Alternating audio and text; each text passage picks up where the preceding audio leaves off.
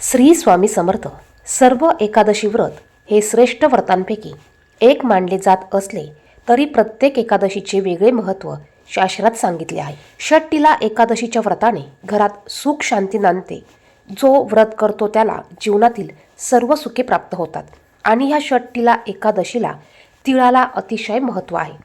म्हणूनच आपल्याला या एकादशीच्या दिवशी अत्यंत प्रभावी असा उपाय करायचा आहे. कापराचा आपण वापर करून अत्यंत प्रभावी असा उपाय करणार आहोत. यामुळे तुम्ही करोडपती देखील बनवू शकतात. तर बघा, हा उपाय तुम्हाला षष्ठीला एकादशीच्या दिवशी दिवसभरात केव्हाही करायचा आहे. यासाठी फक्त तुम्हाला 2 कापराच्या वड्या लागणार आहे. तुम्हाला एक मातीचं भांडं घ्यायचं आहे. देवघरासमोर बसून तुम्हाला त्यात 1 कापराची वडी किंवा 2 कापराच्या वड्या तुम्ही टाका आणि तुम्हाला त्या प्रज्वलित करायच्या आहेत. आणि हे करत असताना ओम नमो भगवते वासुदेवाय नमः हा मंत्र म्हणायचा आहे.